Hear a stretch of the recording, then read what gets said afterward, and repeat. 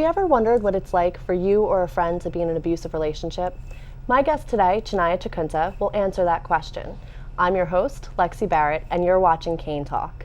Hi, Chinonye. Thanks for joining us today. Thank you. Can you tell us a little bit about your organization and how you guys got started? Well, TIER started in 2003 when I was still in high school, and me and my friends were just talking, and they were telling about their abusive relationships, and I mentioned a friend of mine who was going through a violent relationship.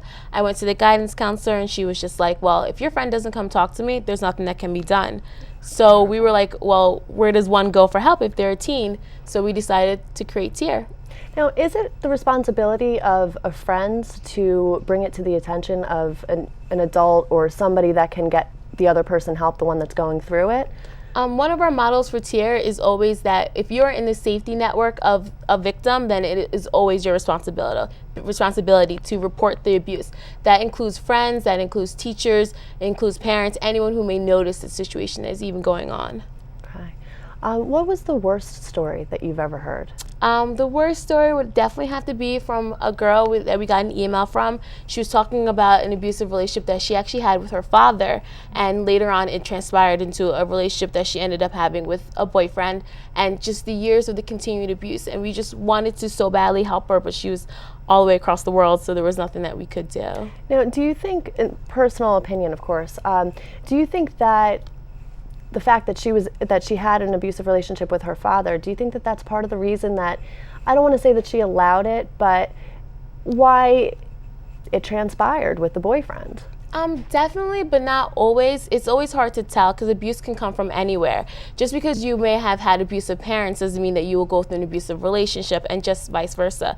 So I just would think it was a personal situation for her. Okay. Now, you've told us the worst story. Can you tell us the most inspirational story? Because we do need to hear those types of stories as well. Definitely. That's definitely with our newest member, Jessica. She was in an abusive relationship about 5 years ago and was watching CNN one day, and there we were. And she was watching our story, and she was really inspired and ended up joining TIER 3 years later after she had broken up with her boyfriend, and she just said that we had really helped her out. That's amazing. Now, how many are there? How many of you are there? There are 5 TIER members. And have each of you experienced abusive relationships? No, not all of us. Okay. We always say that you don't have to experience abuse just to, want to be in TIER, but you have to have a passion to tell the stories about abuse and what is going on. Okay. Why don't you tell us about maybe one of their stories, one of the group, that did experience an abusive relationship? Can you tell us a little bit about that? We have one girl. She went through a really, really horrible situation. When she was in high school, she couldn't even brush her hair. She's Jewish, and she celebrates Shabbat every Friday. She couldn't brush her hair. What do you mean she couldn't brush her hair?